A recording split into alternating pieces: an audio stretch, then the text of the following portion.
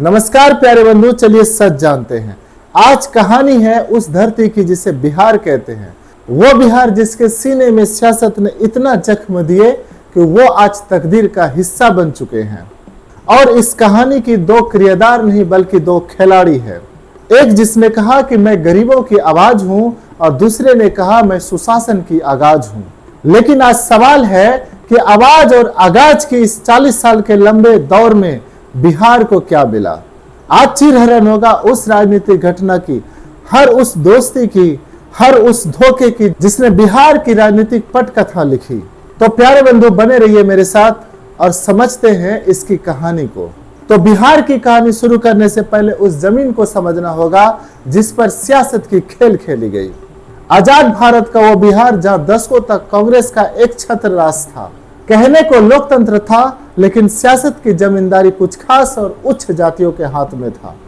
जमीन, सम्मान और सियासत पर एक ही वर्ग का कब्जा था, लेकिन सतह के नीचे एक लावा खोल रहा था। इस लावे को पहली चिंगारी दी जननायक कर्पूरी ठाकुर ने। वो पहले शख्स जिन्होंने आरक्षण की फॉर्मूला देकर सत्ता की समीकरण को चुनौती दी। वो उस सामाजिक न्याय के तूफान के अग्रदूत थे जिससे दो बड़े योद्धा लालू और नीतीश बनने वाले थे। लेकिन एक रास्ता और थी हिंसा की। नक्सलबाड़ी की आग बंगाल से चलकर बिहार की भोजपुर जिला तक पहुंच चुकी थी। जातिगत नरसंहारों का एक ऐसा कालाध्याय शुरू हुआ जो दशकों तक बिहार की भूमि को लहूलुहान करते रहा। इस अशांत और उबलते हुए बिहार में एक नई पीढ़ी जन्म ले रही थी जिन्होंने तीसरा रास्ता चुना। वो तीसरा रास्ता दिखाया लोकनायक जयप्रकाश नारायण ने, जिन्होंने संपूर्ण क्रांति को सूत्र को दिया। और यह संपूर्ण क्रांति सिर्फ एक नारा नहीं बल्कि बिहार के युवाओं की उम्मीद थी। इस क्रांति के दो सबसे बड़े सिपाही लालू प्रसाद यादव, जो अपने भाषणों से बिहार में आग लगा रहे थे, दूसरा नीतीश कुमार, जो पर्दे के पीछे राजनीति का विषाद बिछा रहे थे। तत्कालिक प्रधानमंत्री इंदिरा गांधी ने इस आग को आपातकाल लगाकर कुचलना चाहा और लालू यादव को मीशा में जेल भेजा गया। वो क्रांतिकारी बन गए। वही दूसरा योद्धा नीतीश कुमार भूमिगत हो गए और वे एक रणनीतिकार बन गए। ये 19 महीने के काल इन दोनों योद्धाओं के लिए एक राजनीतिक गुरुकुल थे। आपातकाल के बाद भारत की जनता ने इंदिरा गांधी को सबक सिखाए, लालू प्रसाद यादव सांसद बने और नीतीश कुमार को इस जीत के लिए 8 साल का इंतजार करना पड़ा। यही इन युवा नेताओं ने सियासत की सबसे बड़ी सबक सीखी। दुश्मन को हराना जितना मुश्किल है उससे कहीं ज्यादा कठिन है अपनों को साथ रखना। अब बात करेंगे मंडल राज साल 1990 की। तारीख बदली, बदल गई बिहार की तकदीर। भारत के प्रधानमंत्री बीपी सिंह ने दिल्ली में मंडल कमीशन लागू किया। पटना की कुर्सी पर एक राजा पैदा हो गया और एक साधारण गरीब परिवार से आने वाला लड़का मुख्यमंत्री की कुर्सी पर बैठा। लेकिन यह सिर्फ एक नेता की जीत नहीं, यह उस समाज की शंखनाद थी जिसे सदियों खामोश रखा गया और वे नाम थे लालू प्रसाद यादव। उस दौर में उनके सबसे बड़े सारथी थे उनके छोटे भाई नीतीश कुमार, जो दिल्ली में रहकर बिहार के रणनीति के थिंक टैंक थे। लालू की करिश्मा और नीतीश की रणनीति, इन दोनों ने मिलकर बिहार में एक नए युग की शुरुआत की।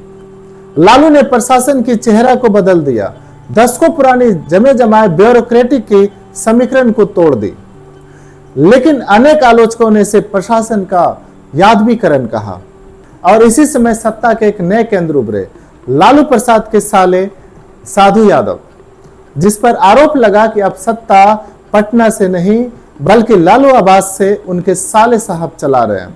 और यहीं से नीतीश कुमार जैसे नेताओं को घुटन महसूस होने लगी।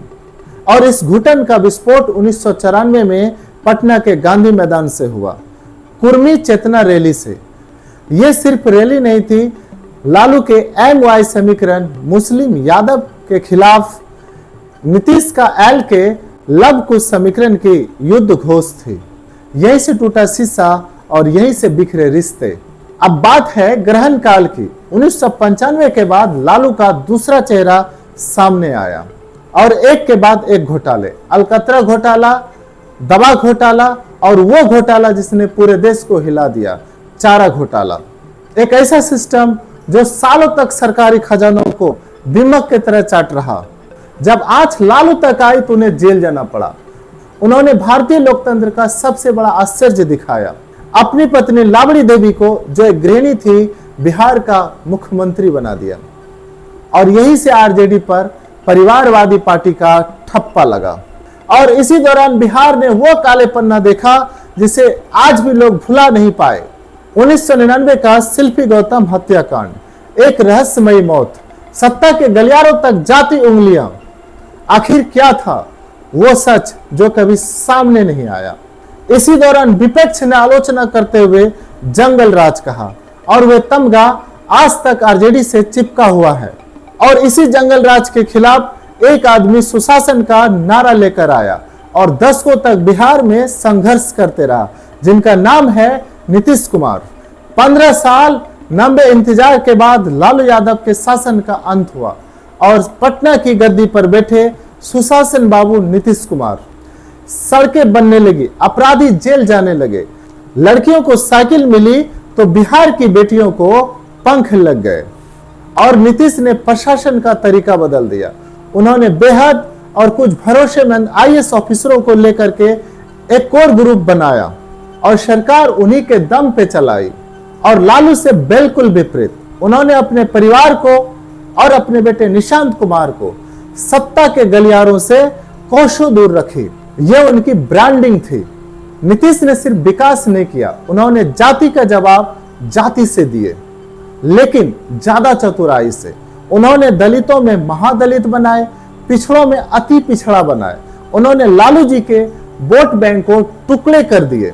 लेकिन सुशासन के इस आईने पर लगा सबसे बड़ा दाग, कहानी मेरे शहर आपके शहर भागलपुर से सृजन घोटाला। एक ऐसा घोटाला जिसने नीतीश के सुशासन की चीरहरण कर दिया। तो सवाल उठा, क्या सुशासन बाबू के नाक के नीचे भ्रष्टाचार संभव है? तो अब बात करते हैं नीतीश जी का प्रयोग चक्र साल 2013 की। नरेंद्र मोदी के नाम पर नीतीश ने बीजेपी से 17 साल का रिश्ता तोड़ दिया। इसे उन्होंने अपने सिद्धांतों की लड़ाई बताया, लेकिन आलोचकों ने इसे उनका अहंकार और प्रधानमंत्री बनने का सपना बताया। और फिर 2015 में सियासत ने वो घटना देखी जो अकल्पनीय था।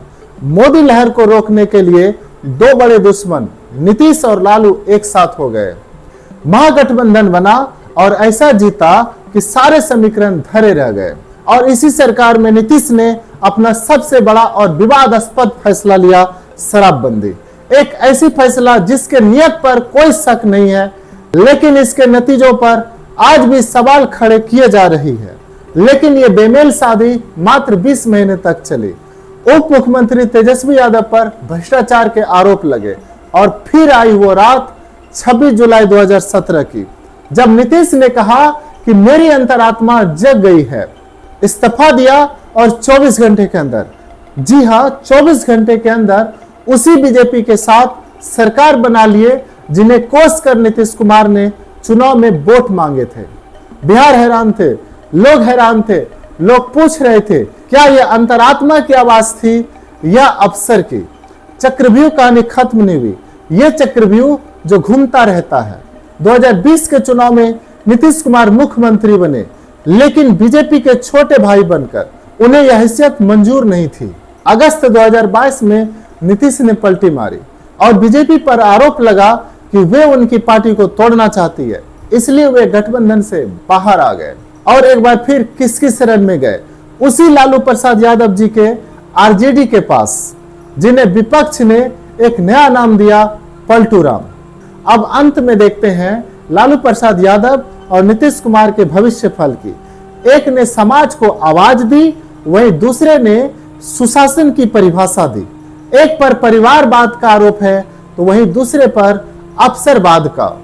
इन दोनों ने मिलकर और लड़कर बिहार के आधी सदी की तकदीर लिखी है। लेकिन आज सबसे बड़ा सवाल यह है कि इन दोनों की लड़ाई और दोस्ती के महाभारत में बिहार को क्या मिला? सोचिए जरा, क्योंकि यह सवाल आपका है। तो प्यारे बंधु, इस पूरे घटनाक्रम पर आपकी क्या राय है? कमेंट करें, इस वीडियो को लाइक करें और शेयर करें। धन्यवाद।